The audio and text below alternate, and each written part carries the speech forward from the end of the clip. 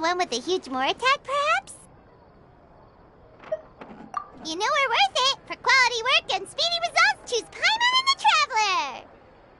Traveler! It's always a pleasure to see our two most avid adventurers again. Looking for the next challenge, I see. Actually, we do in fact have a rather urgent commission that is still open. Having read the details, however, I don't believe you'd consider it to be lucrative. Don't worry about that. We were just kidding. So what's the situation? To put it simply, the requester is looking for a temporary replacement actress for their musical. The original cast member ran into some issues and is currently unable to perform the role. But the troupe has also been experiencing some financial difficulties, so unfortunately they cannot afford to pay the replacement actress. That does sound like a tricky situation. So basically they're looking for a volunteer?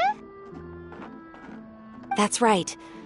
Our adventurers reached out to many actresses, but none of them were willing to take the job. There are only a few days left until the performance. If they can't find someone in time, they'll probably have to postpone the show. And delays tend to create all sorts of new problems. Got it. Oh, this one's a doozy. What do you think, Traveler? Any ideas? Even if we took the commission, neither of us have any experience starring in musicals.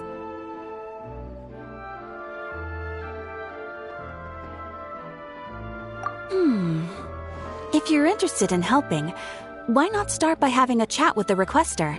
He's right over there. Maybe you can't fill the role yourselves, but you might be able to help him figure out another solution. Maybe there's something he hasn't thought of. Oh, it's that guy, huh? No wonder, he looks like he just ate a sour lemon. Paimon approves! Let's go! Hello there! Are you the guy looking for a new actress? Wait, I know you two! Are you really willing to act in my musical? Wow, sounds like we're pretty famous in Fontaine already. But to answer your question, neither of us have any experience in musicals. But we heard that you're in a bit of a bind, so we figured we could at least try to help you think of a solution. I see. It's okay. I knew that asking for a volunteer was a long shot. If we can't find someone to step in, we'll have no choice but to cancel the show. It would be such a shame.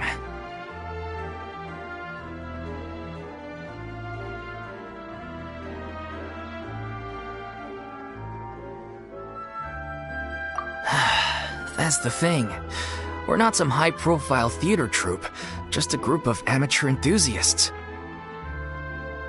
All our sets and props are very crude. We're grateful enough just to get an audience, never mind ticket fees. If we had a way to make this profitable, things might have turned out differently. But now, it looks inevitable that we'll disband. Disband? You're splitting up the troupe? Oh, I guess the lady at the Adventurers Guild didn't tell you? Yeah, this is supposed to be our final show together as a troupe. One last show. And after that, we go our separate ways. So we were really hoping to end on a high note. Nobody wants things to just fizzle out. Not after all the time and effort we've invested into it. Yeah, the leading lady, in fact. She's been dealing with a chronic illness ever since childhood, and unfortunately, it flared up again recently. It really drains all her energy, so she's in no state to perform. The show just won't be the same without her. But for everyone else's sake, I still hope we can find a way to hold the performance on schedule. Got it. We have a clearer picture now. Let's see if we can come up with any ideas. What if we sponsored the show? Traveler, how much more are you carrying? Please, there's no need to go that far. I wouldn't feel right asking such a huge favor, and I can't promise that we'd ever be able to pay you back.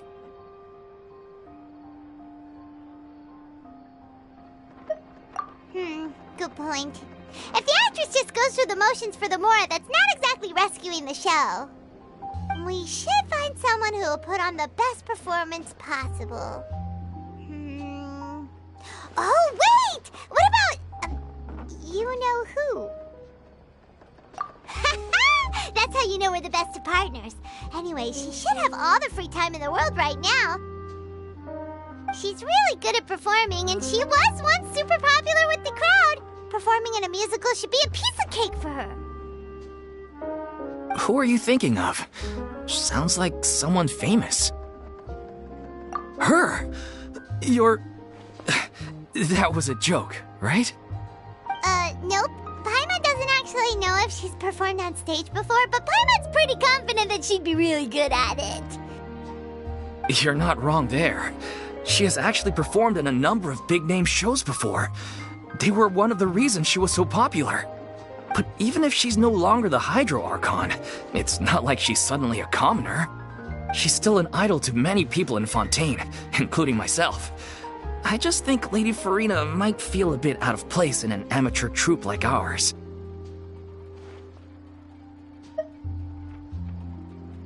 Well, yes, but...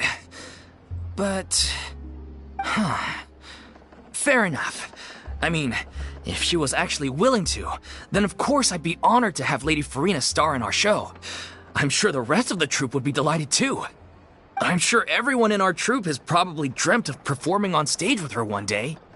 Of course, it all depends on whether she's interested. She might consider this opportunity beneath her. No point in stressing about that. We'll only know if we ask her. And besides, things are different now. There's no reason for her to be all high and mighty anymore. Thank you for your help.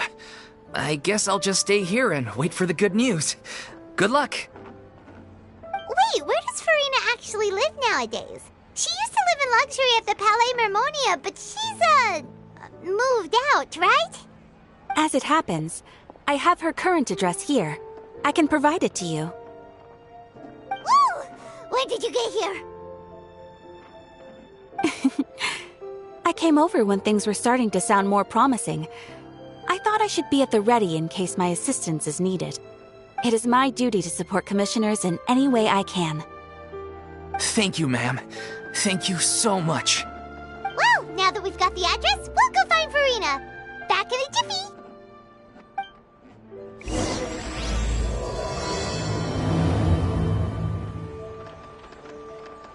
I can't believe they're seriously asking Lady Furina. Seems a little over the top. Try not to worry. May I pour you a glass of water?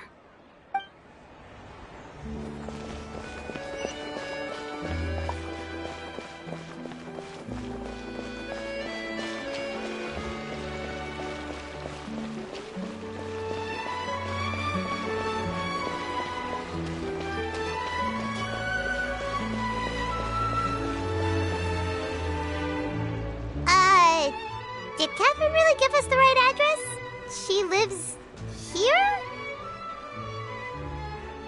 Not that there's anything wrong with this place, it's just, a bit of a step down from the Palais Mermonia. You know, it's common courtesy to make sure the homeowner isn't an earshot when you're denigrating their abode. Ah! Okay, when did popping out of thin air become all the rage? First Catherine and now you? I was just out on a shopping trip. I ran out of macaroni, so I went to grab a few more bags. I used to have a much wider range of choices when it came to food, but now I'm finding that simple, traditional home cooking can be quite delicious too. Not at all. As long as you have different kinds of sauces in, you can have macaroni and tomato sauce one week, macaroni and bolognese the next. Oh, sounds like you're really struggling to cope. How rude! Questioning my cooking skills. The audacity! It's not like I have a very eventful life these days. Actually, I barely leave the house. So I don't see how it's unusual that my meals are a little simpler now too. Besides, I'm sure I could master dishes like la lettre faucilor or blubber profiteroles in no time, if I felt so inclined. Ah, there it is. You don't know how to cook. Not yet, maybe, but... Anyway, what are you even doing here? I do hope you didn't come here just to ogle at my fall from grace. Let me first be clear that I'm not taking guests at this time. So if you're just here to clown around, then please be on your way. Shoo! Sorry! We're sorry! Please don't be mad! Yeah, exactly! What the traveler said! Paimon wasn't trying to make fun of you. Hang on a sec, you weren't exactly holding back either.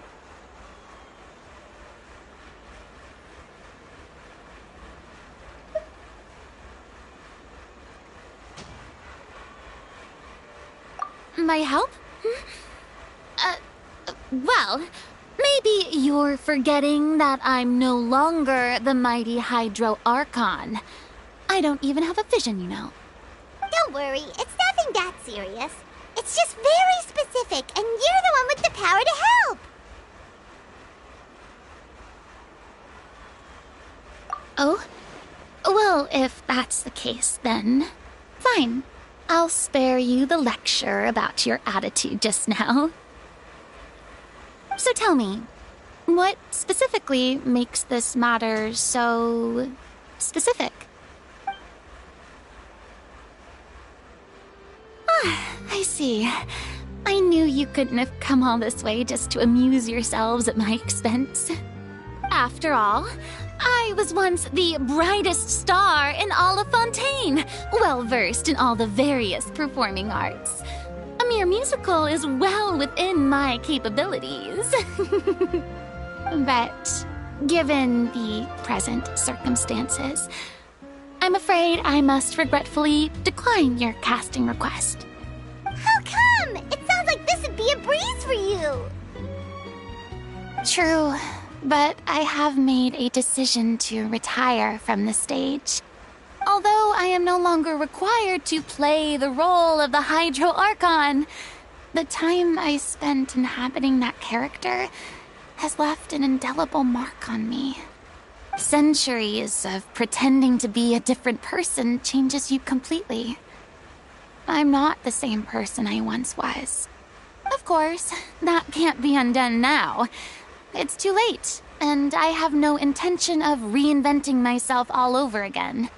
But at least I can say that I no longer desire to play any new roles. Paimon can understand, but this is just a one-off part to fill in for someone who's sick.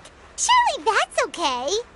Whether it's a one-off or not, it's a boundary that I've committed to no longer cross. If I make an exception to the rule now, I'm just leaving a back door for myself, which would be the same as not having a boundary in the first place.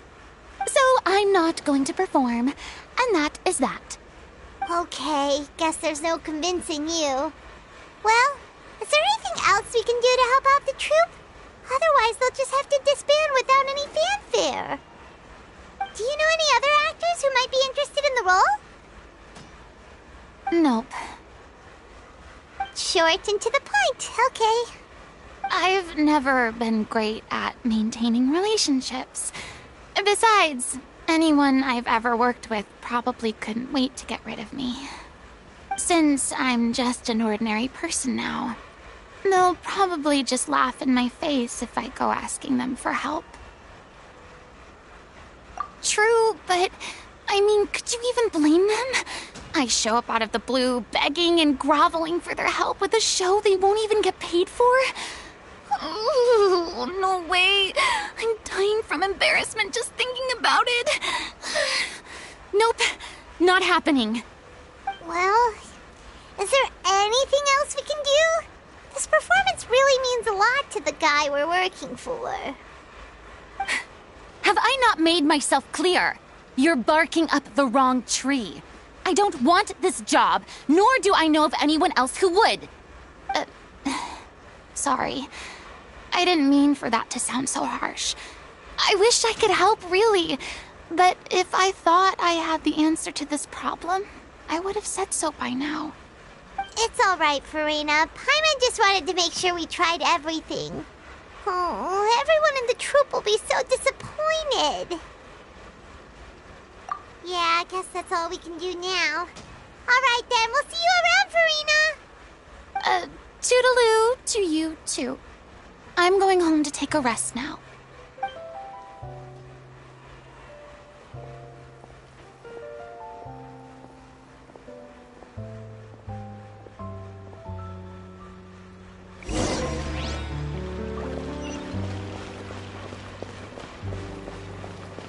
It's too bad, but we have to respect Furina's decision. Maybe the thought of performing brings up too many painful memories now.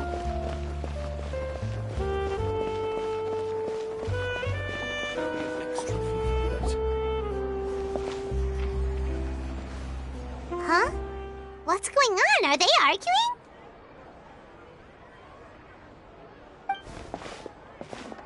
That's besides the point. I'll ask you again. Why did you start looking for a replacement without my consent?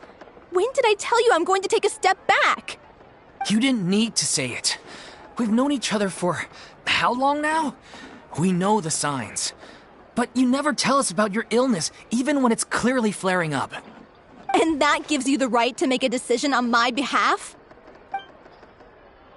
Shortly after you left, the troupe's lead actress came to the Adventurers Guild. She believes that she's healthy enough to perform.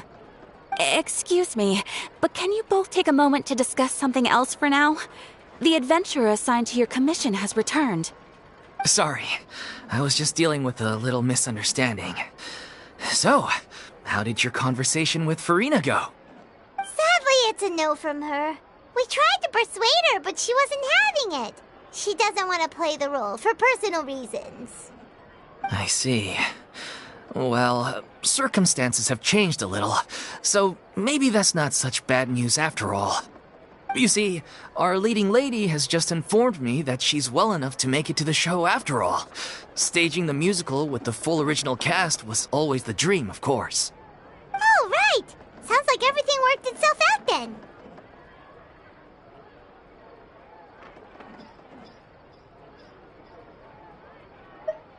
Yeah, she'd be livid. We'd get the scolding of a lifetime. Jeez, is Lady Furina really so harsh with people? Only joking, calm down. So, guess we can consider this case closed now, huh? Despite the fact that we failed to complete the commission, we were still racking our brains for ideas on the way back here.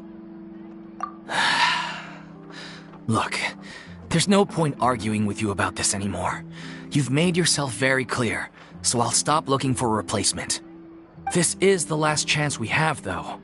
If your illness flares up again, there won't be time to find anyone to replace you. So, are you absolutely sure you'll be able to handle it? The whole team is putting everything they have into this final performance. We have to make sure it goes ahead. Yes, I'm completely confident. I've been taking a new medication from the doctor, and it's working brilliantly. I'll definitely be able to tough it out until the performance day. I share everyone's desire to commemorate all our years as a troupe with a proper farewell show. So the last thing I want is to be left out. Every one of us thinks of this troupe as their home, myself included. You're right. I'm sorry. I let myself get too worried about the show. I should have asked for your permission first. All's well that ends well. Sounds like the show will go on.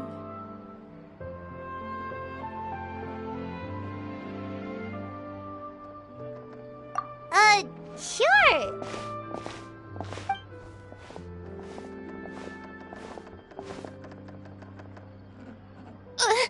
Hey, how did you... I was just passing by because I realized I forgot a couple of items on my shopping list. All right, I'm coming. No need to drag me.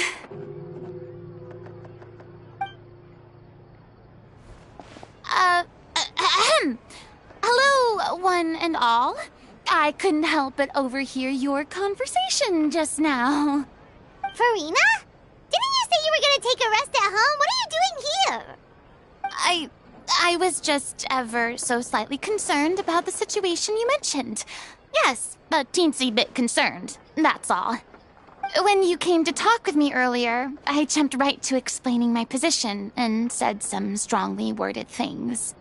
And all before I even had a full grasp of the situation. Anyway, I just feel a bit bad about how it went down. I'm sorry, Paimon. Oh, it's totally fine. Paimon didn't take any of that personally.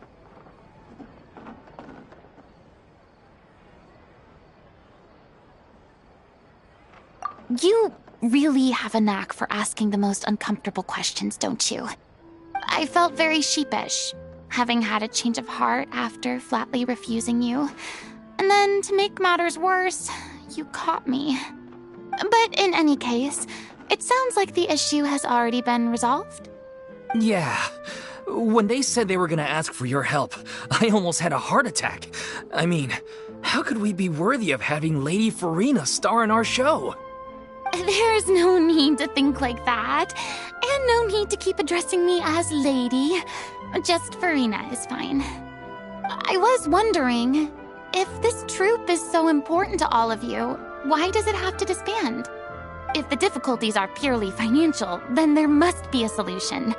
You could put the shows on pause while you look for a sponsor, for instance. Everyone seems so devoted to the troupe. I'm sure if you keep chipping away, you'll find a way through.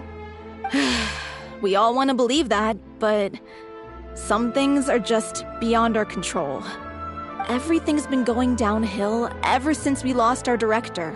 She was the heart and soul of our troupe. She kept us going. Her name was O'Reilly, and she was the founder as well as the artistic director of our troupe. And tragically, she was a victim in the serial disappearances case. What? That's actually how I recognized these two. It was all thanks to their efforts that the true culprit was brought to justice. But still, no sentence can bring our director back to us. She was a loyal fan of your performances, Miss Furina. They were what first inspired her to get into musical theater. She rallied many people around her who were destitute or had lost their sense of purpose in life, and convinced them to join her troupe. She wrote her own scripts, acted on stage, and mentored each and every one of us. People loved our performances back then. We seemed to be going from strength to strength. Things were really looking up for us. And then disaster struck. Yeah. After that, the entire troupe fell into disarray. None of us know anything about script writing, let alone how to handle the business side of things. We've been doing the best we can. But despite our efforts, things are slowly but surely falling apart. It's agonizing. But ultimately, we'd rather end things now on our own terms than stick it out to the bitter end and watch all our dreams turn to dust. Oh.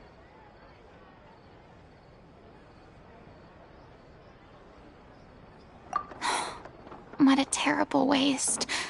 A gifted artist from humble beginnings who achieved so much and no doubt had much more to give.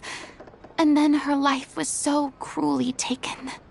I suppose it's fair to say then that this final show, besides being your farewell to the stage, is also your final gift for her? Yes, exactly. We all miss her terribly. Well, good thing I followed the Traveler here.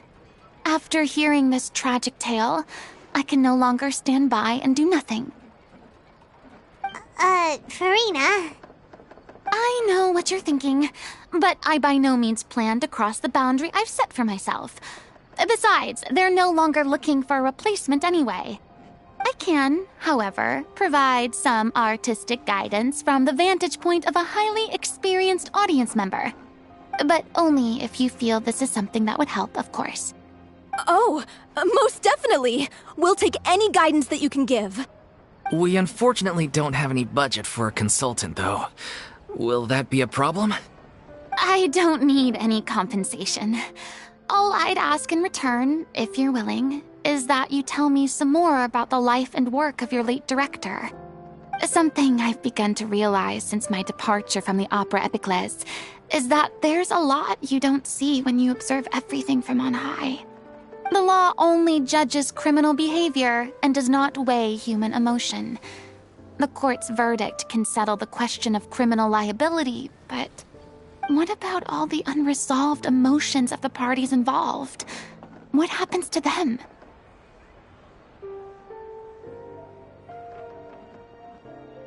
An interesting answer. But if you ask me, I think all emotion shall ultimately return home to the heart and slowly settle with the passage of time. Take, par exemple, how this troupe pines for their late director. Things such as this I have never witnessed before, and so I should like to observe, perchance to understand. Huh. Still a fan of your old dramatic monologues then, huh? You just want to get back in on the action, don't you? No. This is a completely different situation. Pearls before swine. The name's not Swine, it's Paimon! Would you be willing to join me? Come on, take a break from adventuring to listen to a story.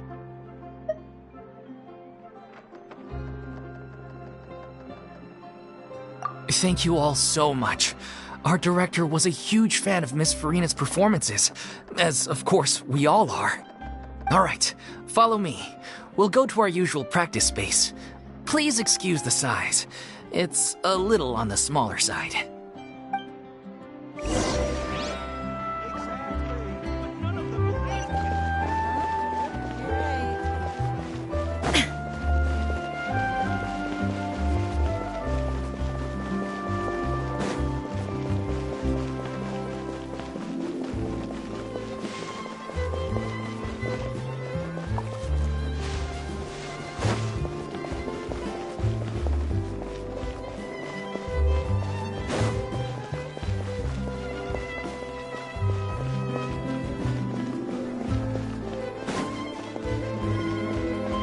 Life goes on.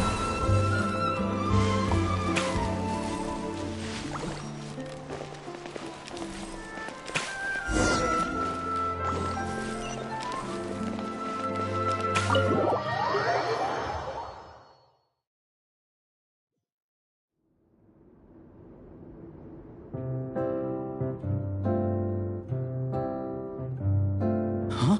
Lady Furina? What's Lady Furina doing here? Hello all. Allow me to explain. As of today, Miss Furina will be supporting our production of The Little Oceanid in the role of artistic consultant.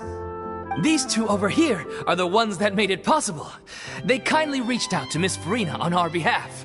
I'm sure they need no introduction. You bet! That was the trial of the century! You helped bring our director's murderer to justice. We can't thank you enough. Oh, please don't mention it. We're just here to join in on the fun. So, you were saying The Little Oceanid? Yeah, that's the name of our final show. It's an unfinished script left behind by our director. One of our greatest regrets is that she never got to complete it. So, if we can bring it to the stage and make it a successful show, we can all take some solace in that. Wait, but if it's not finished, then...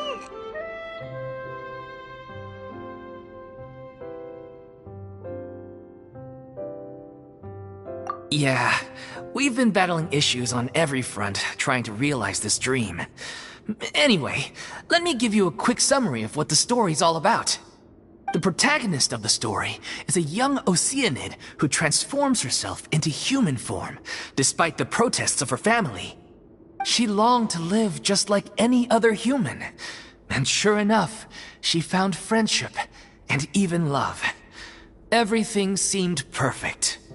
But one day, her true identity was exposed, and her world came crashing down around her. So far, so good. A classic tale. What happened after that? That's one of the issues we've been trying to deal with. Unfortunately, this was as far as the director got with her script.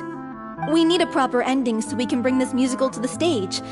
But people have different opinions on which direction to take it in. We still haven't decided between a happy ending or a true-to-life tragedy. By true to life, you mean the director's sudden disappearance? Yeah, like they say, truth is stranger than fiction. But then there's the question of whether we really want to use the stage to pass our raw pain onto the audience. Exactly. A lot of the time, people come to watch a show just hoping for some light entertainment.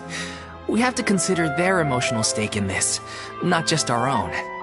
And one last thing. We're still waiting on confirmation from two of our main actors. The first is Paulo, who plays the protagonist's lover. He's locked himself away to focus on writing an ending for the script, but the deadline's passed and we still haven't heard from him. The other is Villemont, who plays the main antagonist. He took the director's death pretty hard. Hasn't set foot in the city since. He did write to us, promising that he'll be there for the final performance, but we haven't seen or heard from him since. So we're not really sure what to make of that. Although, now that we have Miss Furina helping us, maybe we should take the opportunity to get everyone back together. What opportunity? What do you mean?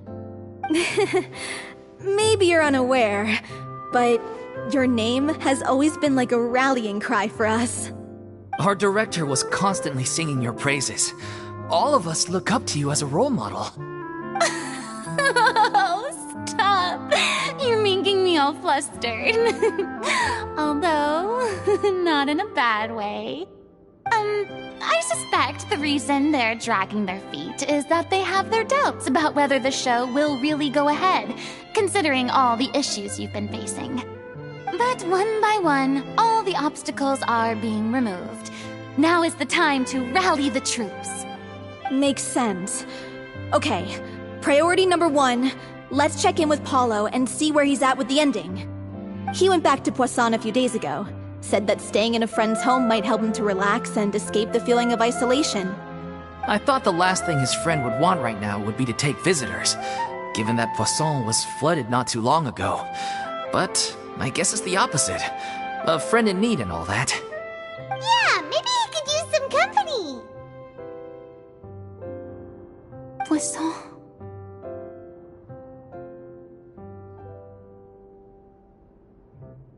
Nothing.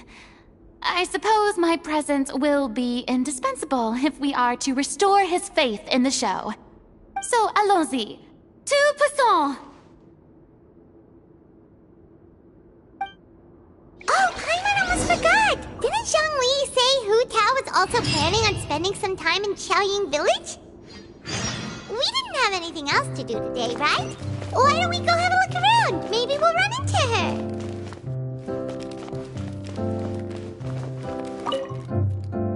You're off to Poisson to find Paulo, right? Have a safe trip. We'll take care of the troop while you're gone.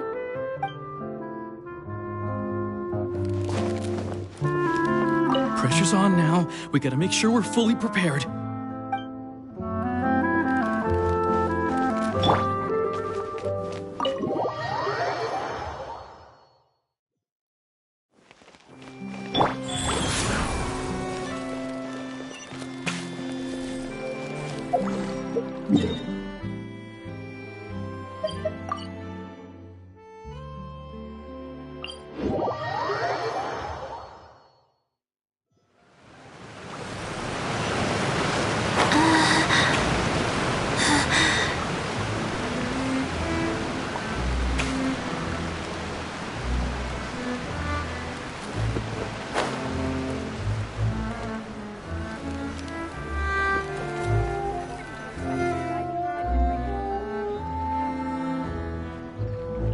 If I remember correctly, this is where he's staying.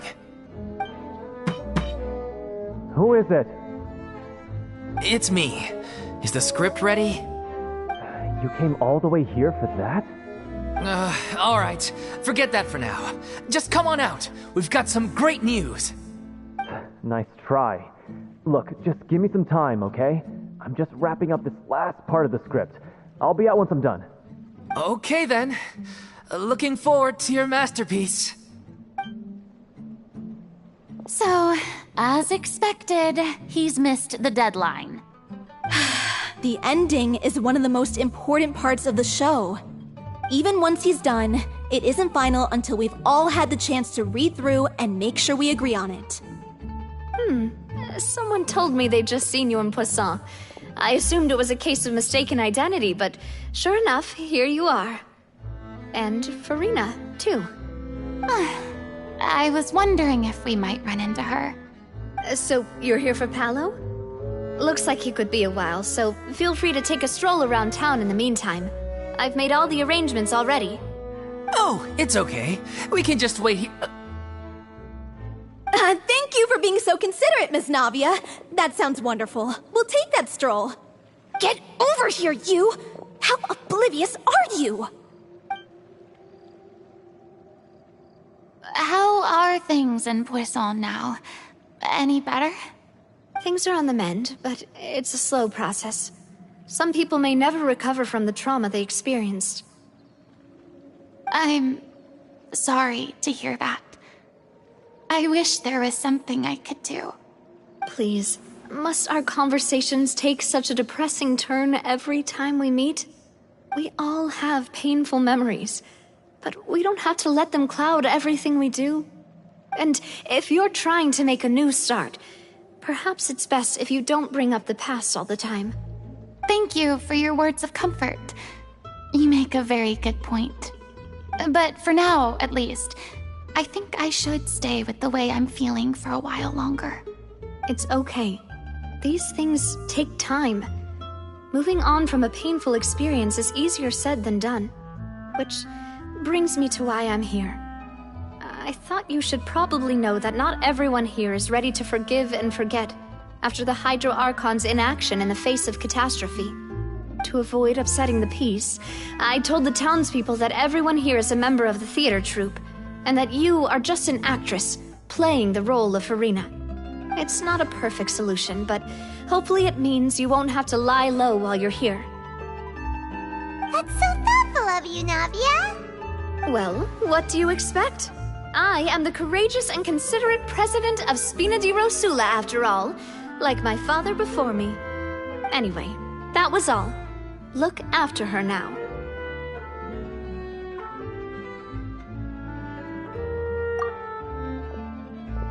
Off we go then. Let's take a look up there. I don't have any friends that I can be frank and honest with, so maybe she's right. You're the closest thing to friends that I have.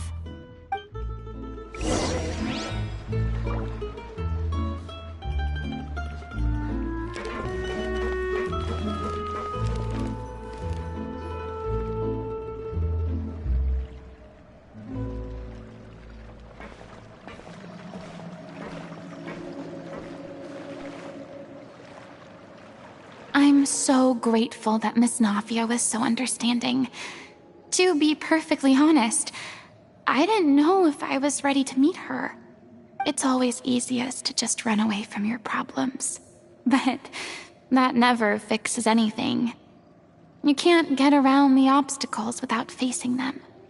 So that's why you were nervous when they brought up Poisson. Yeah. I'd be lying if I said I wasn't scared of coming back here. Still, I felt it was something I had to do. As I was saying before, I want to see for myself the things that I never could in the past.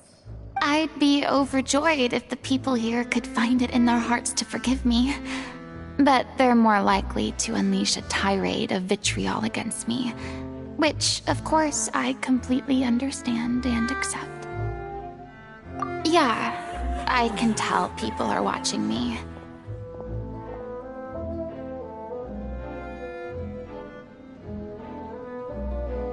I'm sure some people here see the idea of someone coming to Poisson dressed as the Hydro Archon as extremely disrespectful.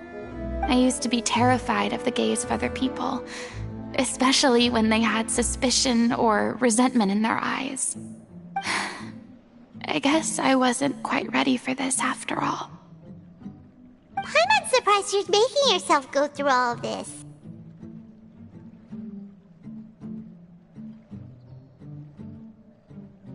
I can't let myself see only the things I want to see.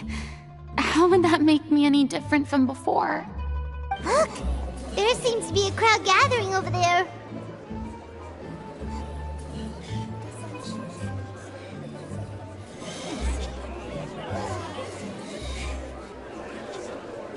Probably time we made a move. we check out Spina di Rasula's ship? We should have a view of the whole of Poisson from there.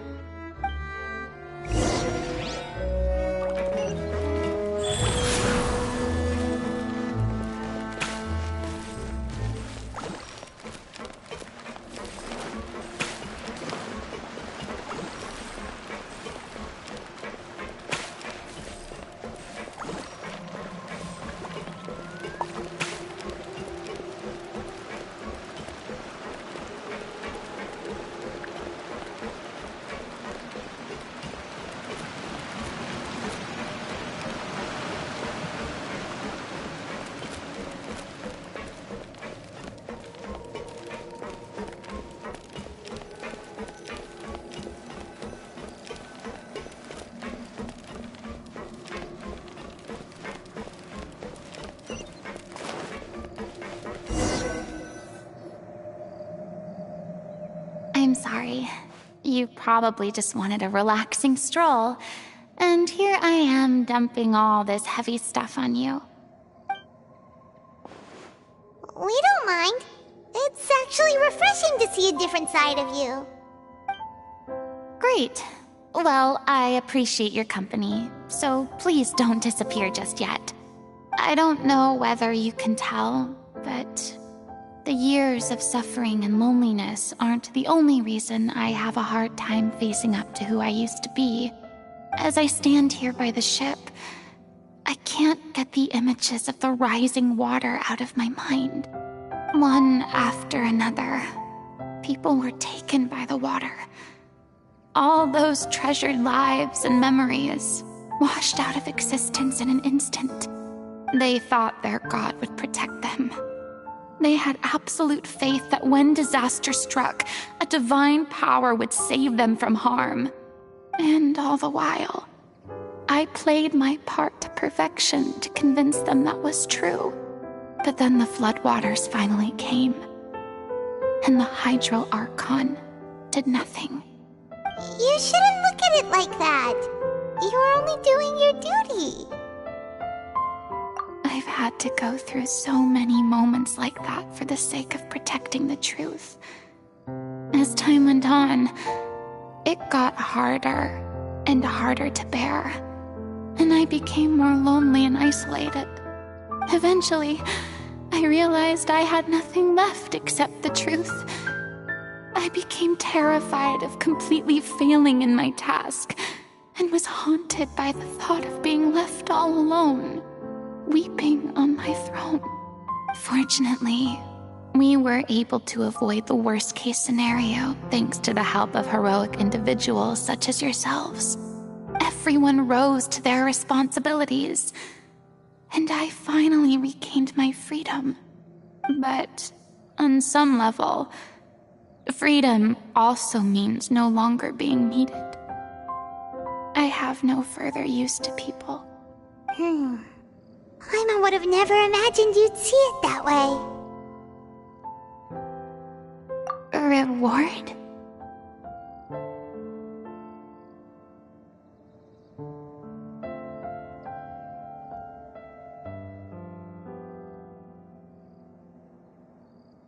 I guess so. Back then, I didn't even dare to dream about having someone to confide in. I was scared of someone recognizing me for who I truly was, and exposing the secret I swore to protect. Believe in the Furina you see on stage. She is the one you can trust. I had to keep all my feelings, all my curiosity about life to myself. No one could be allowed to know. That's what I really meant when I said I'm no good at maintaining relationships. So that's where you were coming from. Paimon totally thought you were just a bit of a diva at heart. Could you please get off my case? I don't know what's gotten into you today. I'm making an effort here. You could at least try to do the same.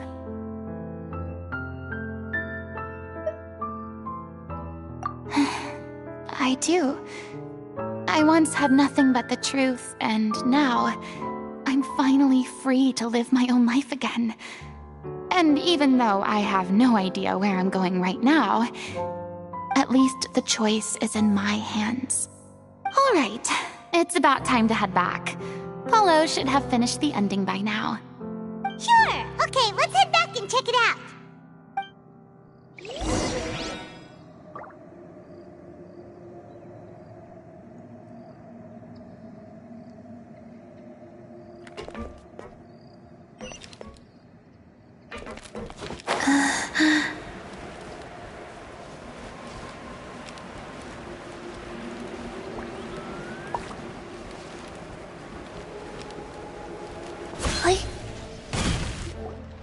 Didn't you say you needed to watch what you eat?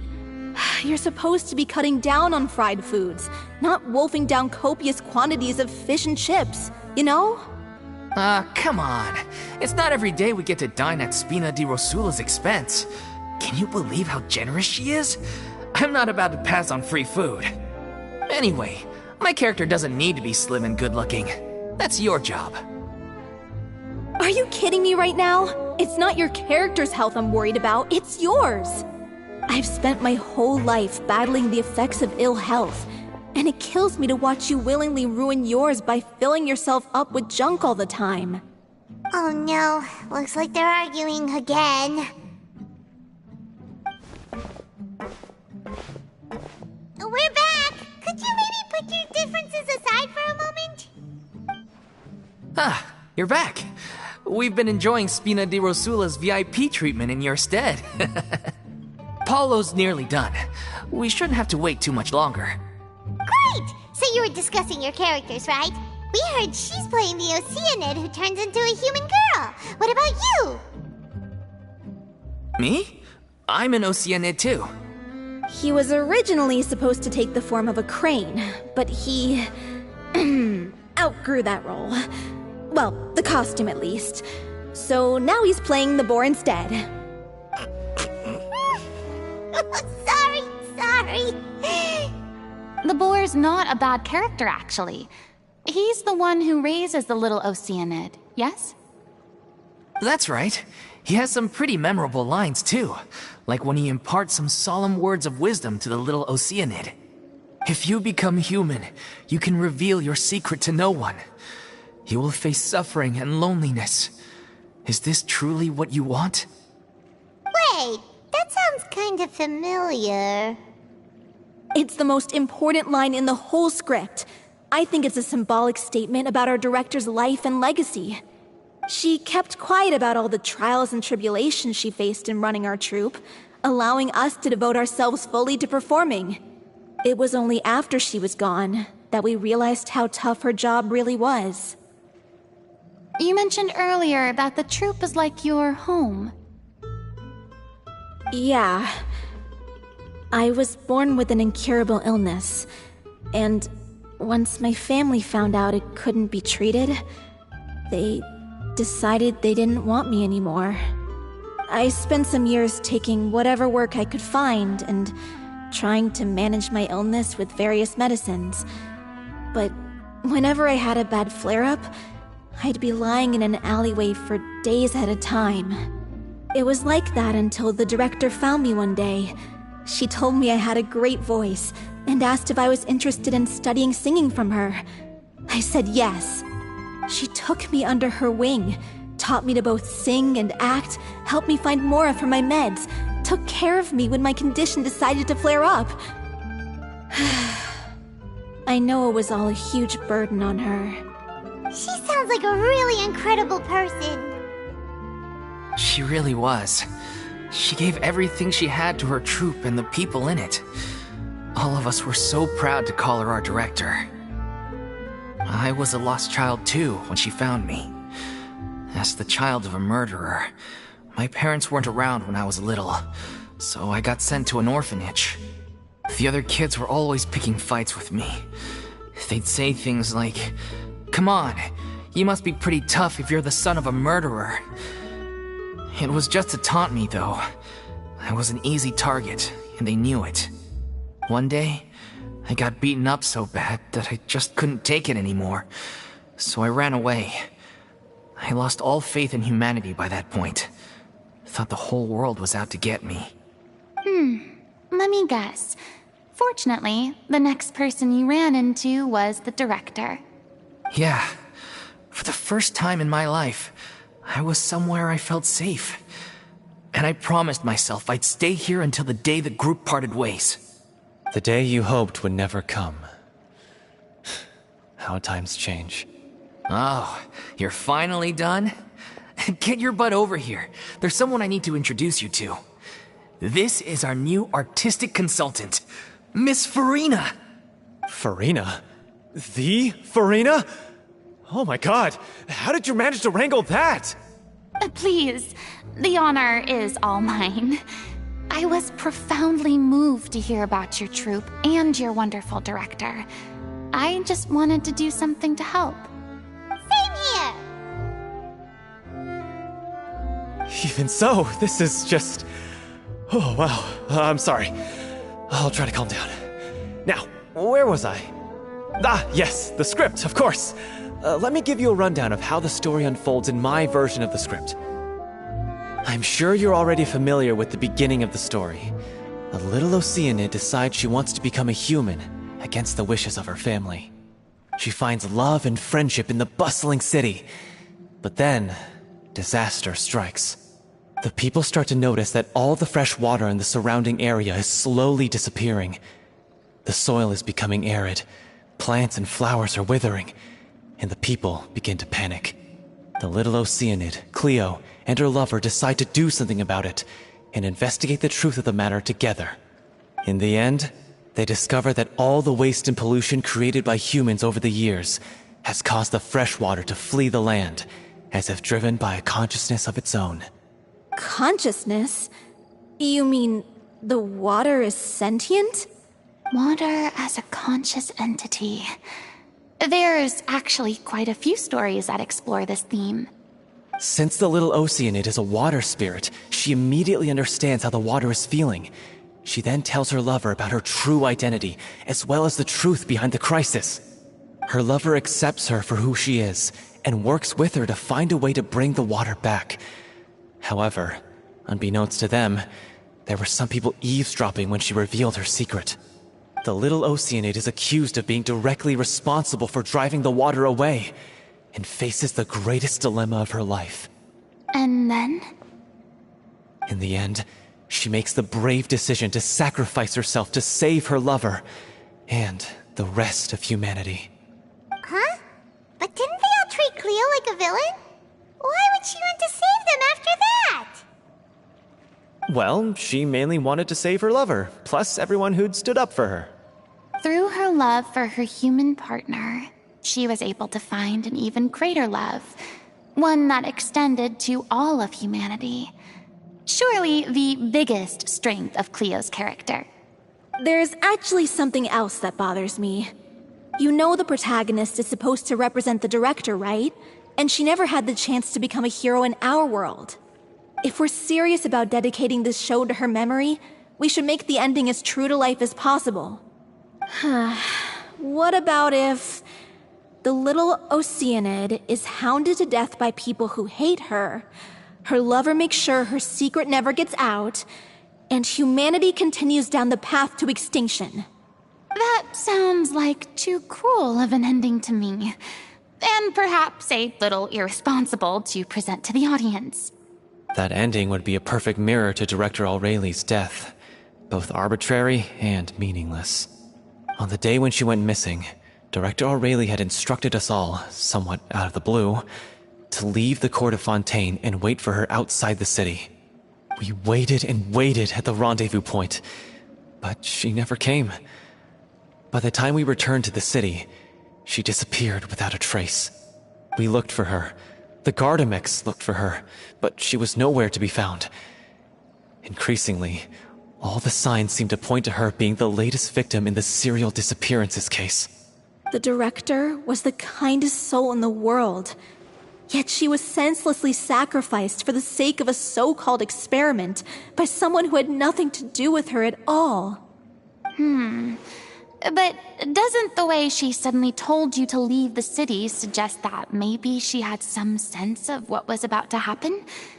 It almost seems as if she was moving you to safety. I've been trying to follow up on that ever since, but all my efforts so far have turned up nothing. Villemont might know something, but he won't open up to me. Villemont? The one who's playing the role of the villain? Yeah. He's been overwhelmed by grief. I think the director's death hit him hardest of all. Grief? Guilt, more like. Also, I have a hard time imagining that anyone took it harder than me. Because, well, speaking of the play being true to life, I was deeply, madly in love with Aurelie. What? You kept that one quiet. It's time to be upfront with you all. No more keeping secrets from each other. We'll never be able to agree on the ending if we can't be honest about how we feel. I did tell her how I felt once, but she turned me down pretty much straight away. She said that we were all like brothers and sisters to her, and she'd never considered us as potential romantic partners. Not that it came as a shock or anything. It was what I was expecting to hear. So I told her I'd always be there for the troupe, and I'd always be there for her. I said, maybe one day in the future, when everyone's settled into their own lives and on the up and up, and managing the troupe no longer required her constant attention, well, maybe then she could reconsider what she really wanted in her life. And now, that day will never come. Oh, Paulo. So if I'm the one writing this ending, then I'm gonna make sure it does right by Aurelie. I won't let anyone get in the way of that. In that case, you have to straighten things out with Villemont once and for all, face to face. We've all had our differences of opinion over the ending, but those two have never seen eye to eye on anything. One of them has to compromise if we're ever going to reach a final decision. Well, if that's where we're at, looks like it's time to go visit Villemont. Are you ready to face the truth? Honestly, I'm slightly terrified. But for the sake of our final performance, I'll do whatever it takes. Funny you should ask, though. You really do get what I'm going through right now. I certainly do. Come on, everyone. Allons-y!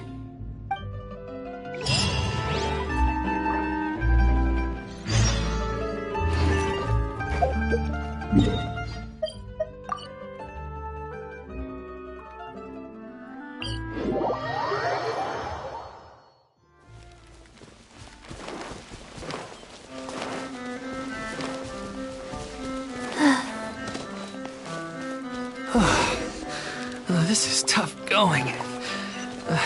Delphi, are you sure you can manage in your condition? I could ask you the same question. Try to keep up.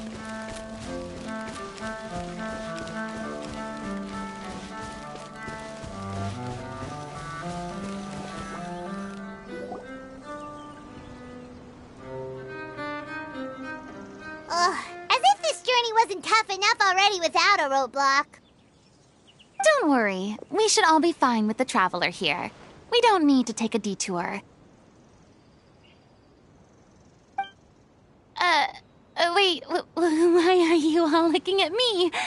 You're not seriously expecting me to fight, are you? We're just curious, that's all. I don't think anyone's ever seen Furina in a fight before. Yeah, but don't you remember why? The Hydro Archon willingly gave up all her powers so it could be converted into indemnitium. Miss Furina said so herself. Precisely! And I'm not even the Hydro Archon anymore, so all my power is gone anyway. As much as it pains me, unfortunately, I should just stay put. I'm more like a damsel in distress more than anything. That sounded so smug. Ugh, secondhand embarrassment is unbearable. C'est la vie indeed. Alas, I am forced to watch on helplessly as a more brave and seasoned adventurer than I swoops in to save the day. Aw, too bad. I was so pumped to feast my eyes on fight mode Furina. Sorry to leave all the heavy lifting to you. No, worry, piece of cake.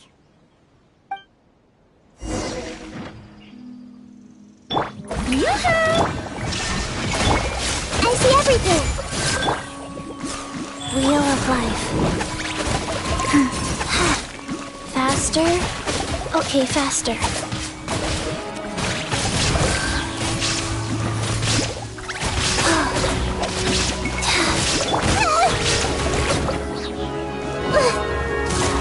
Hey! Share my knowledge. Now you shall perish! Bravo! Good show! You certainly live up to your reputation. Yeah, thank you. Anyway, the path is cleared now, so onwards and upwards.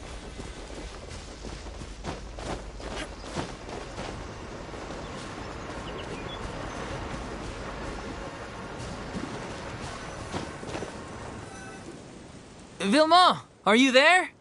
Huh? Oh, it's you guys. Wait, what's Lady Furina doing here? I can explain. We've been rounding up the whole troop. We now have everyone except you.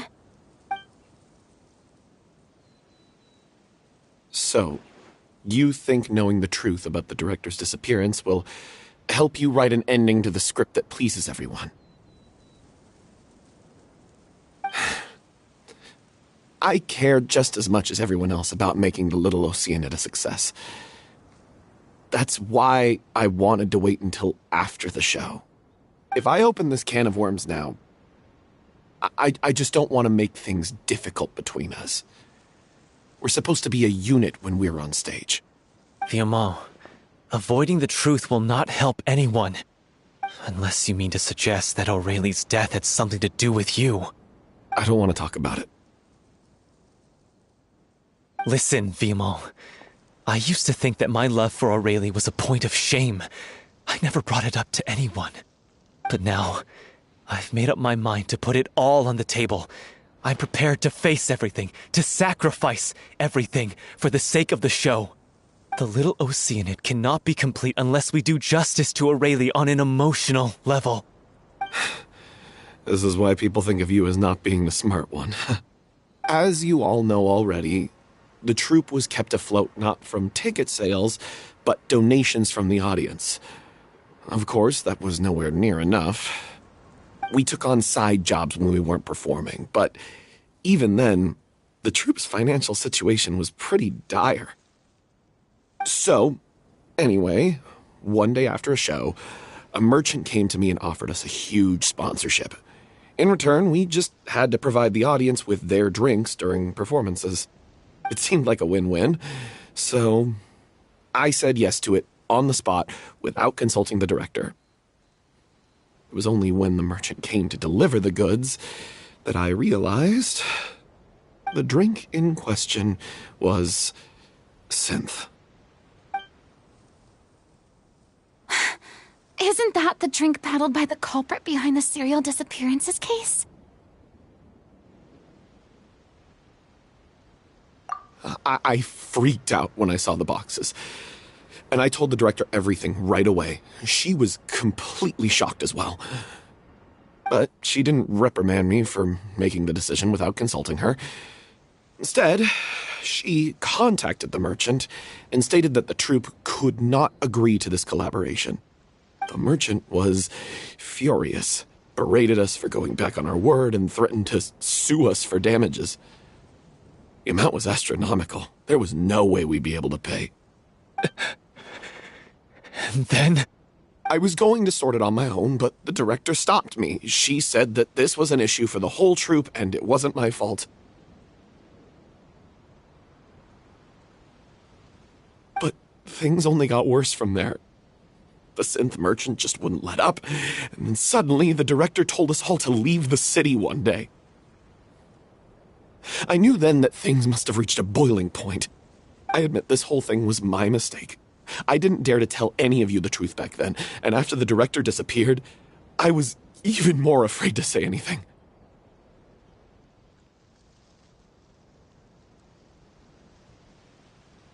Yeah, I got Aurelie killed. There, I said it. Happy now? Hey, don't say that. You traitor!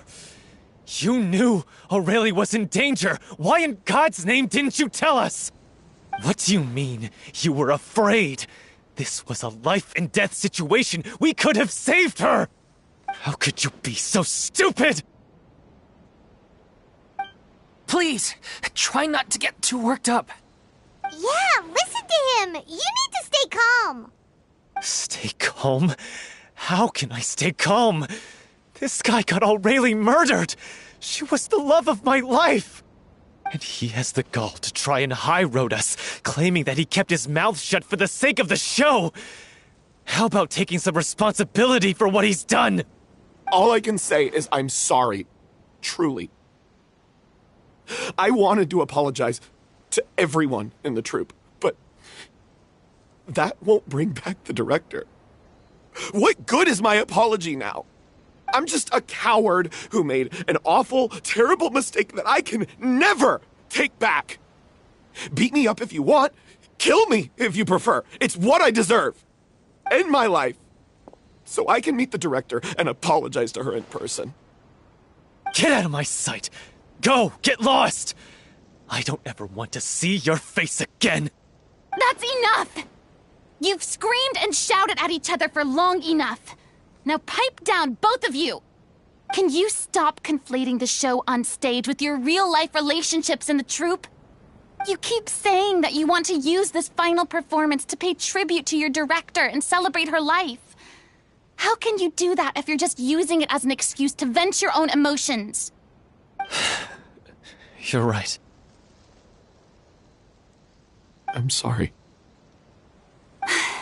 On stage, the lead role is the focal point of the audience's attention. And you're all used to seeing the director as the heart of the troupe.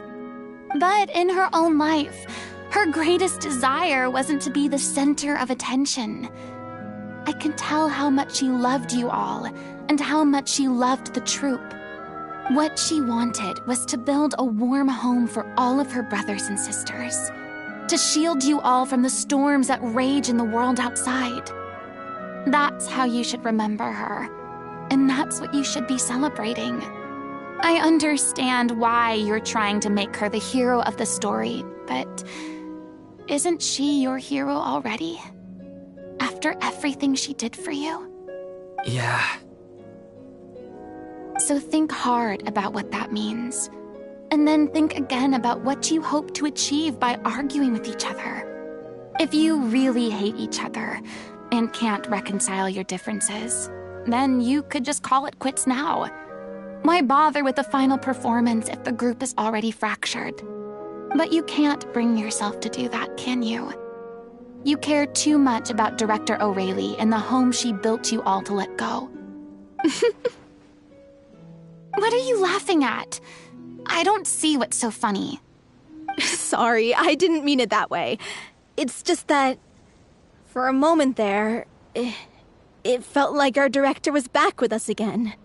If she'd seen Paulo and Vilmont at each other's throats like that, she would have scolded them exactly like you did, in that same stern voice. Really? But she sounded like such a gentle person. Of course she was.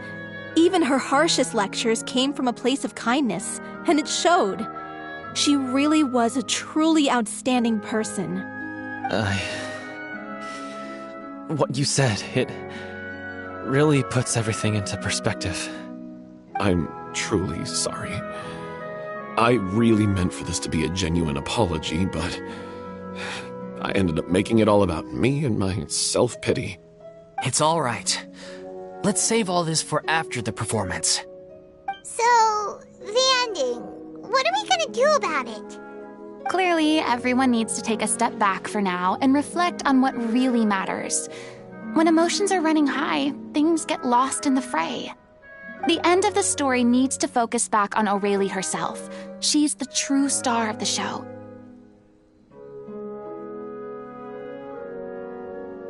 What do you mean? The Traveler is right. You once investigated that underwater synth base and recovered items belonging to the victims. If you could find anything that Aurelie left behind, Perhaps we can get a better sense of what she went through in her final days. You really think that's possible? I trust that nobody would object to the ending of the story being based on Aurelie's true feelings. No. Well, we'll leave this in your capable hands. Come, let's pay a visit to the Palais Mermonia. The rest of you, head back to the rehearsal location for now, and wait for our good news.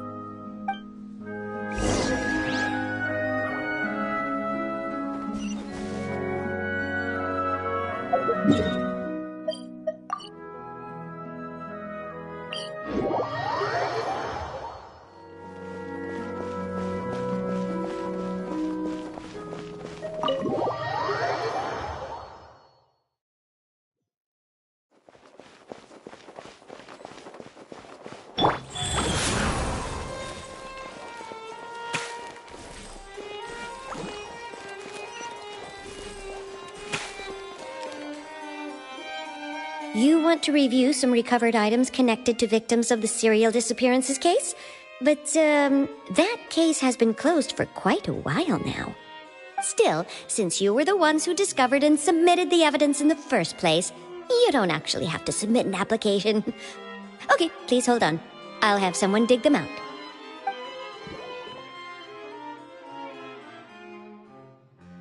So, this is all Aurelie left behind.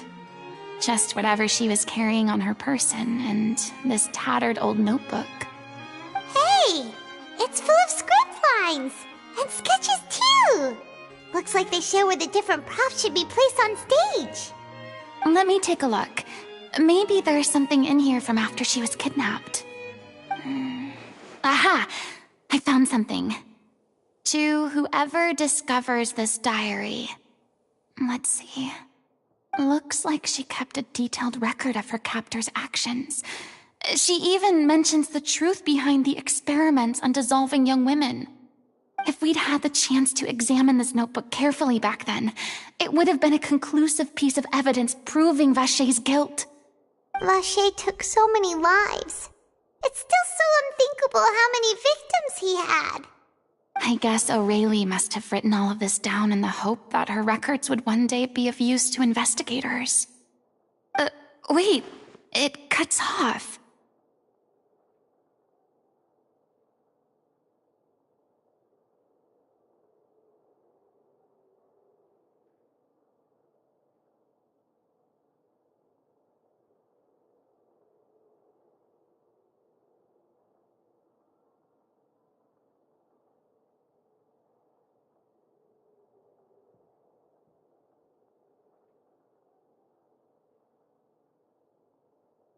Her handwriting here gets patchier and more illegible by the line. She probably didn't have much strength left. Her final words are... I'll let you read them for yourselves.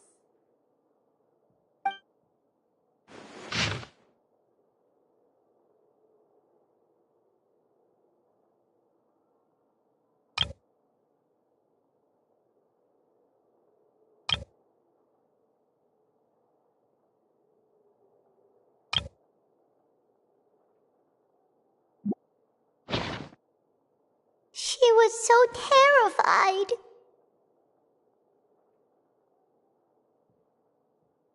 She may have been a mighty hero in the eyes of her troop, but at the end of the day, she was only human. I can't bear to think how painful and lonely her final days must have been. Wait. This part on the last page sounds strangely familiar.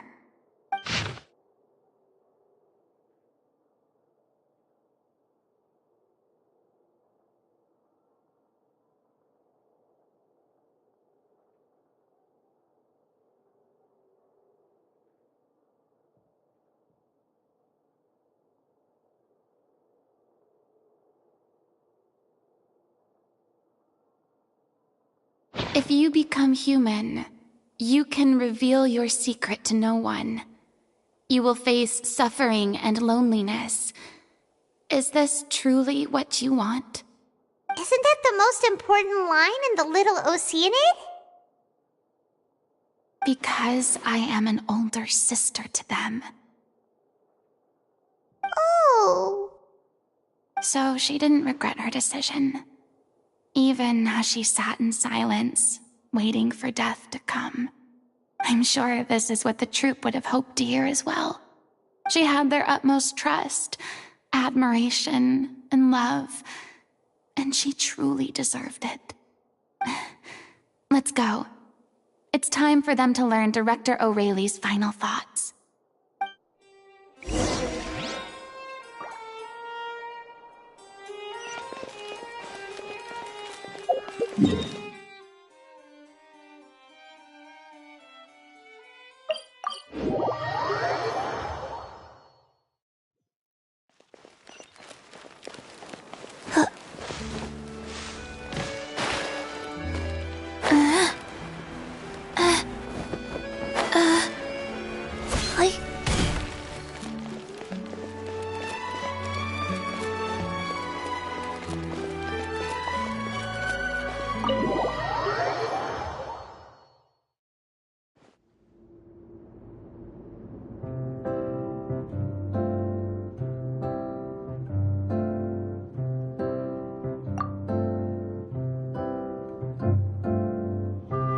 She deserves a hero's farewell. If that's the only way to convey to the audience the courage and selflessness that she showed in the face of death, then it's a meaningful way to end the story. Even in the last moments of her life, she was still leaving a trail for others to follow. She did her best to protect as many people as possible, even if it meant sacrificing herself. We know what choice our little Oceanid would have made now. I don't think any more discussion is necessary. Well, Vilmont, if we put the past aside for now, do you think you can bring yourself to go ahead with the show? I will channel all my regret and put it into my performance, to make this a show worthy of our director. I won't ask for your forgiveness, and you don't need to worry about my feelings. This final farewell show should be about Director O'Reilly and her alone. Then it seems like we've reached a consensus. I have a feeling that this will turn out to be the most mesmerizing performance of your lives. Really? How can you be so sure when you've never even seen them perform before? Don't underestimate my experience. After watching a countless number of musicals, I've learned one important thing. If you want to move the audience with your music, you must fully commit and immerse yourself in your role, pouring all your emotion into your performance. And aren't human emotions, love, hate, regret, and hope, just the most mesmerizing things in this world? I don't believe anybody could be more committed to bringing this story to life on the stage than they are now.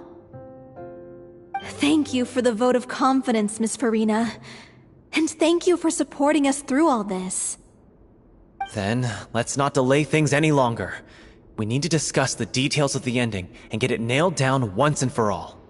Actually, before that, I'd like to make a proposal. During the curtain call, please allow me to use the director's name instead of my own. Huh? But then... After all, this role was originally meant to be played by the director.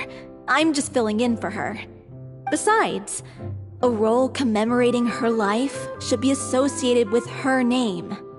Well, if you're sure you're okay with that, I have no objection to it.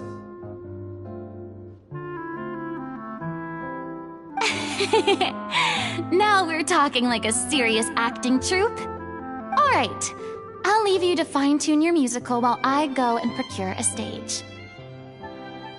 Procure a stage? Oh, it's okay. Our usual place doesn't need a reservation. That place? Oh, don't be silly. For an extraordinary show, we need an extraordinary stage. By which I, of course, mean the Opera Epiclese. Whoa, wait, what? No. That's never going to work. It's far too fancy for the likes of us. What are you afraid of? Surely you don't think that Aurelie's story is unworthy of the grandest stage in Fontaine. No, that's not what I meant. It is supposed to be your grand finale, right?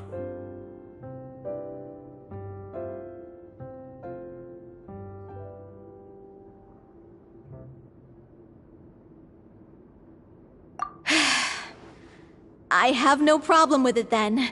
How about the rest of you?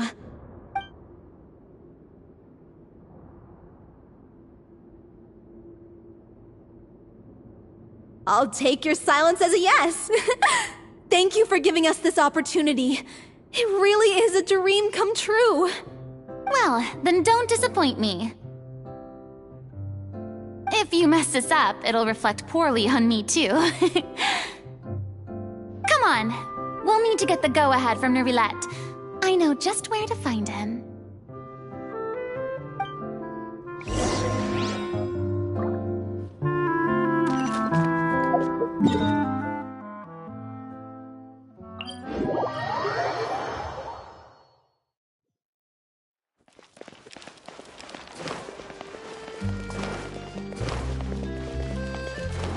Hey, look at that! Looks like I guessed right. You were just guessing?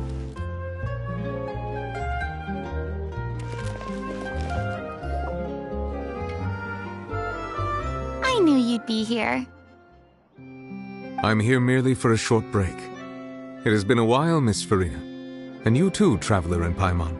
What might I assist you with today? I would like to book the Opera Epiclese for an event. You see... I understand. The process for booking the Opera Epiclese is complex and can be somewhat cumbersome. But given that the request is coming from the three of you, I see no reason to make things unduly difficult. The story of the little Oceanid is most fascinating. I'm looking forward to seeing it performed on stage. I will say, however, that I am surprised to see your passion for the performing arts rekindled after all that has happened. Huh? What do you mean? Do I look excited? Yes. And this is the first time that I've seen you like this since your departure from deityhood. At first, I just felt bad about rejecting them. So I wanted to learn a little bit more about their situation.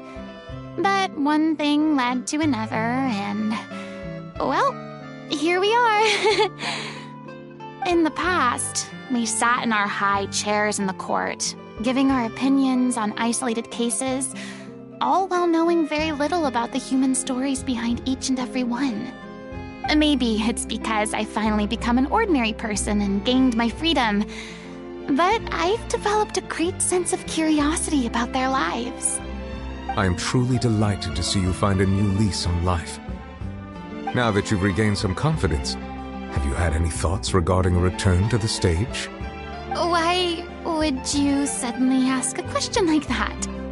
Well, if the Little Oceanid turns out to be a great success, it will no doubt become a classic. Many theater companies are certain to add it to their repertoire. The experiences and decisions of the protagonist Cleo are all modeled after your own. Naturally, this makes you eminently suited to playing the leading role. It would truly be a shame if you did not take this opportunity to allow audiences to enjoy your outstanding acting talents once more. Haven't I already made myself clear? I won't act or perform in any role ever again. No exceptions. Nor do I think it is any great shame. There is no lack of fine actors or inspirational stories, either on or off the stage. This experience is a case in point. I feel like I've learned a lot, and it has already been well worth the price of admission. I must admit, though, I'm a little envious.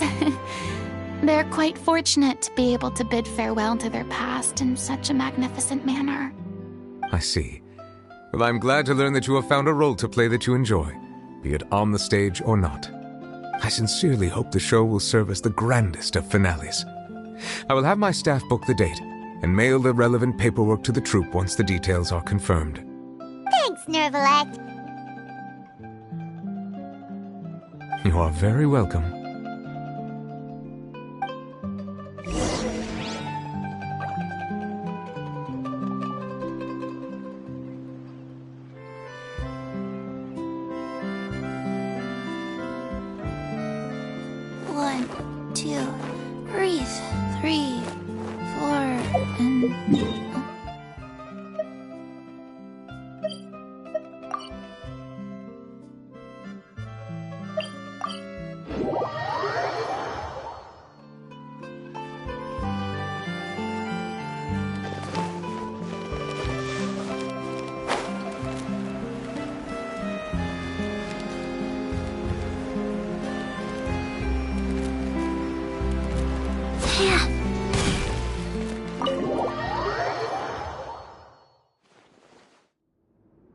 Good news, everyone.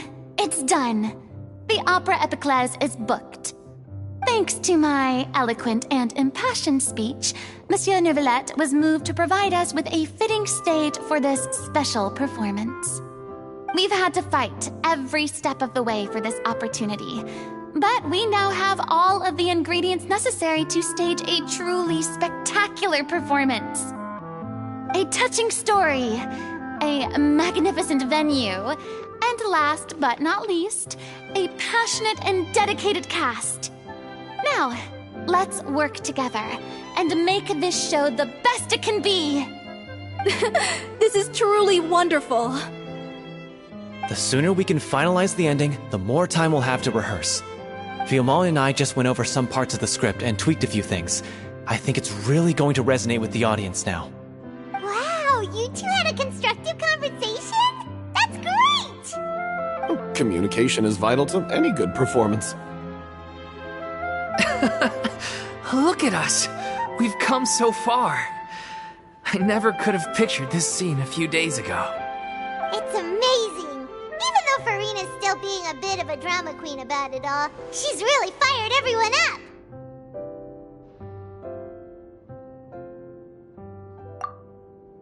Please feel free to give us any comments or suggestions you have. We really value your input. Hey, Loic, get over here. Time to practice the opening number.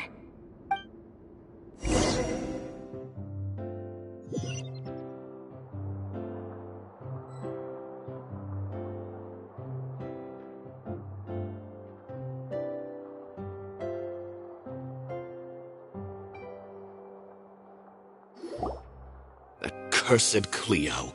She stole the waters of life from us. She's a fraud, and she must pay for her crimes. This has nothing to do with her. The ignorance and hatred of our people is to blame. How can we hope to win back the water's favor if we don't change our ways? This guy could be useful. Take him hostage. If Cleo wants him back, she'll have to show herself. Leave this place, O little Oceanid, and never, ever look back!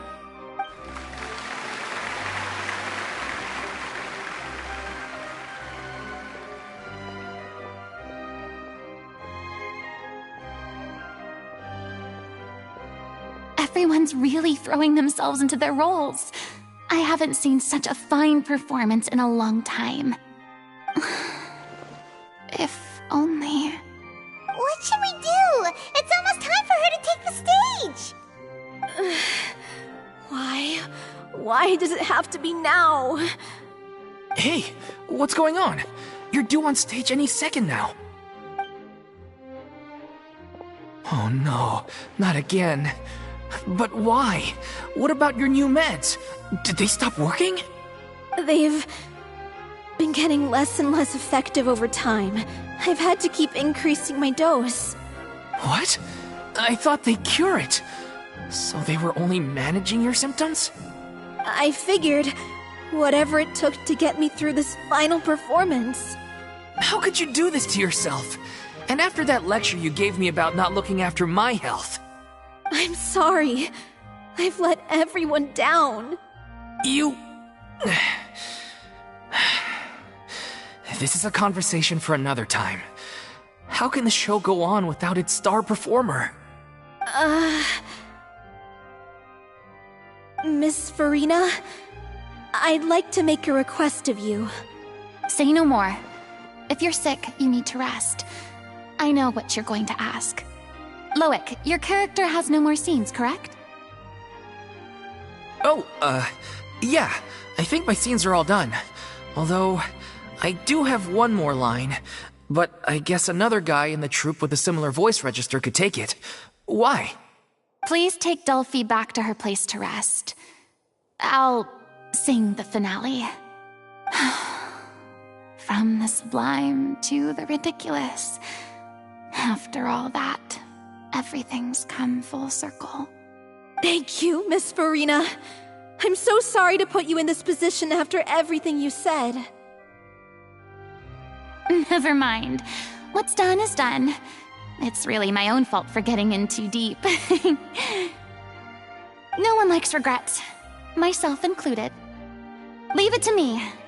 I've watched you rehearse so many times that I've learned Cleo's part by heart. I do not doubt your acting skills, but please allow me to ask just one more question. After all, this show is dedicated to the life and legacy of our director. What, in your opinion, is the reason Cleo shines so brightly? It's her pure heart. Despite all the pain and loneliness she had to endure, she never once stopped believing in the beauty in this world. Well said. I leave Director O'Reilly in your hands.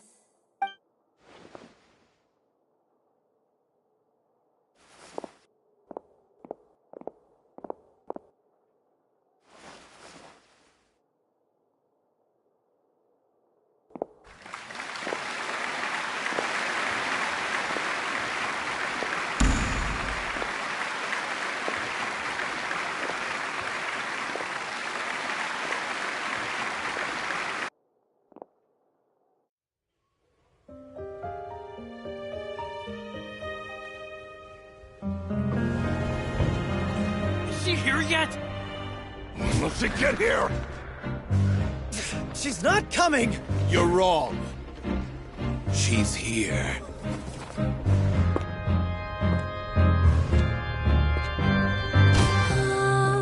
Si je pouvais vivre dans l'eau, le monde serait-il plus beau?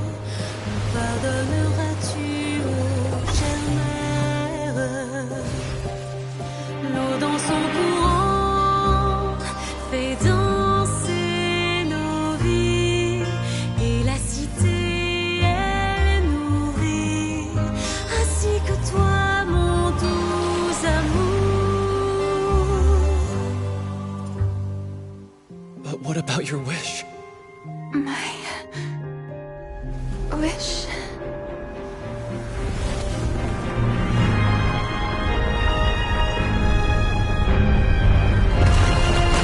If you become human, you can reveal your secret to no one. You will face suffering and loneliness. Is this truly what you want? Le grand amour ne suffit pas, seul un adieu fleurira. C'est notre histoire de vie, douce et amère. Moi, je serai toujours là, à voir le monde et s'inventer, et ça ne changera jamais, jamais.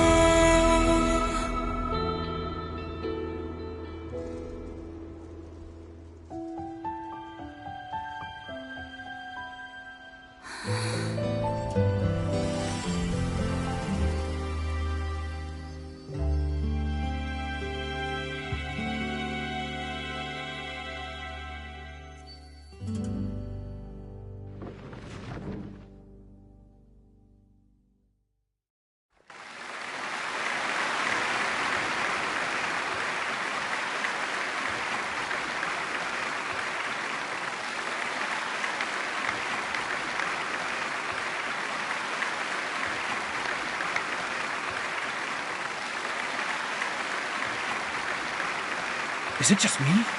Or was that Lady Furina on the stage just now? She hasn't been seen for a while now, and she just appears out of nowhere? Gotta say, though, her acting skills are as superb as ever. The little Oceanid, Cleo, played by Aurélie Fumont.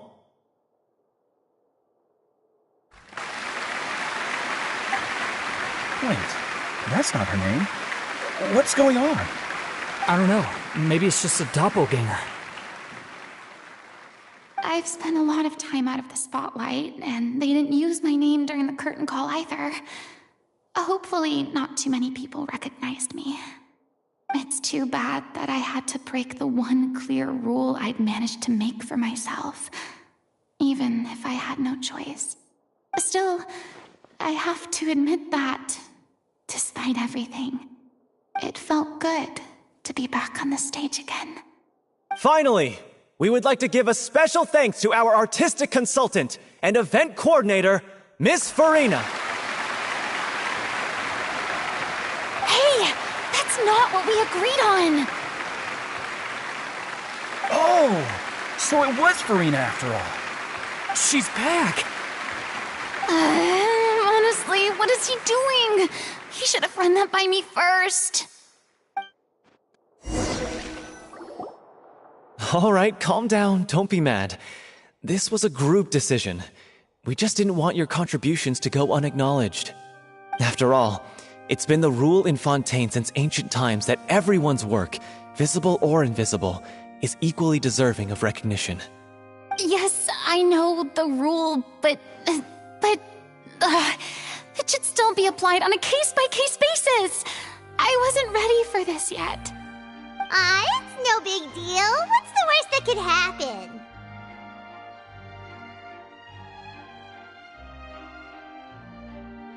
Oh, yeah? Well, since you think it's so easy, you can sign them for me. This is a great chat and all, but can we talk about that crazy thing that happened during the show?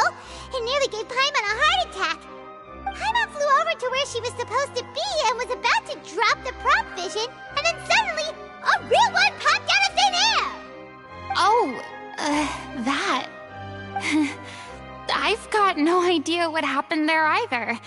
But hey, it worked pretty well, didn't it? I'll bet the audience has never seen such a realistic prop.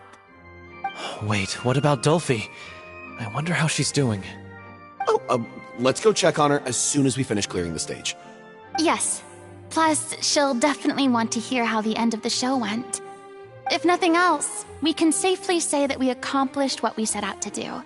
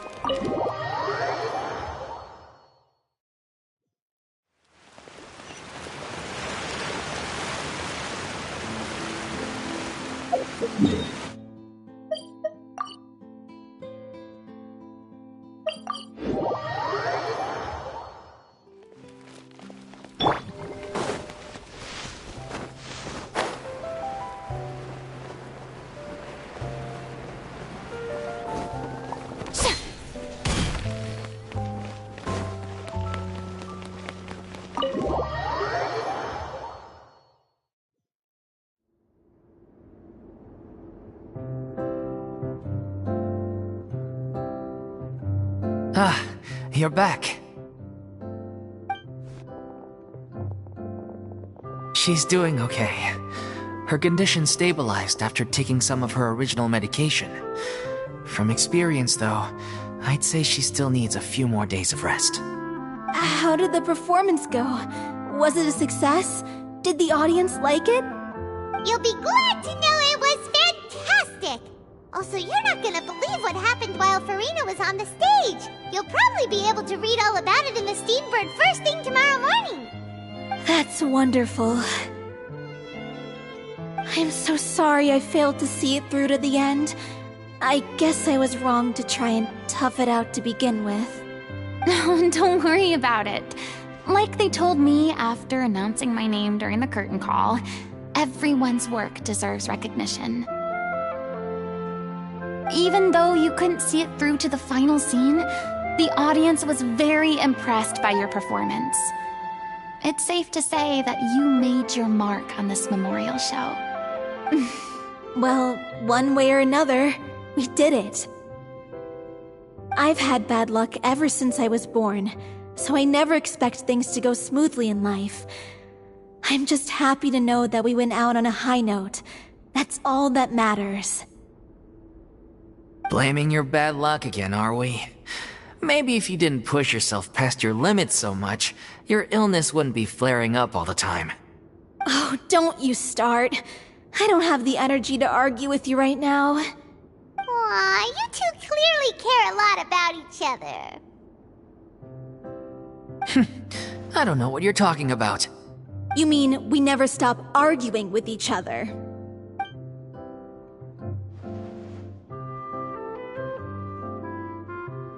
So, any plans for the next step? After the brilliant performance you put on, the reputation of your troupe is sure to spread through Fontaine like wildfire. You won't have to disband if you don't want to. You could capitalize on the rave reviews and license out the Little Oceanid to the bigger theater troupes out there. That would do wonders for your financial situation. No, we should still disband. Yeah, it's what we all agreed to. After all that's happened, I should give you guys some space. But maybe our paths will cross again one day. Hey, don't just walk off!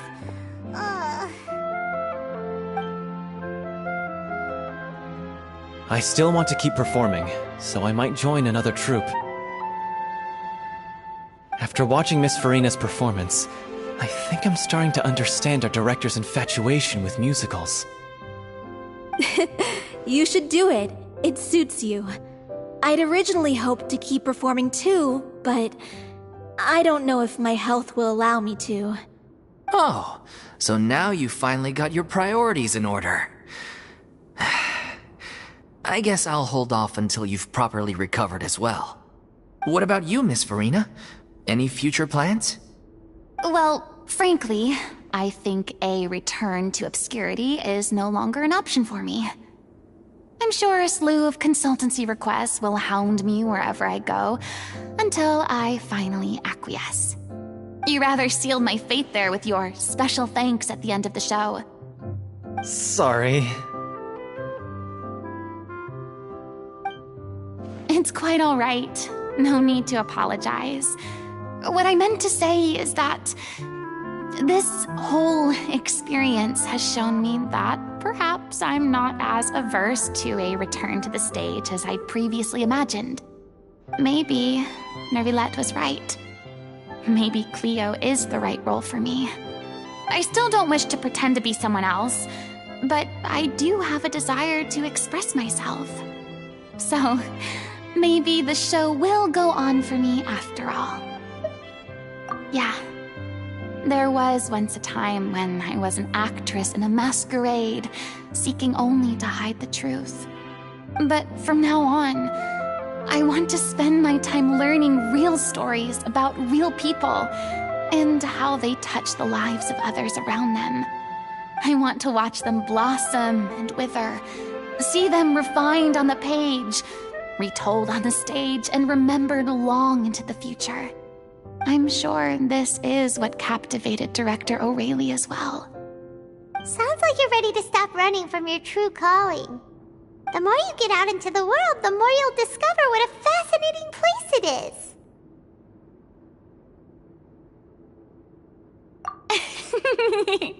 Then it's a deal. If a vision is a gift from the gods, then I should do my best to honor it.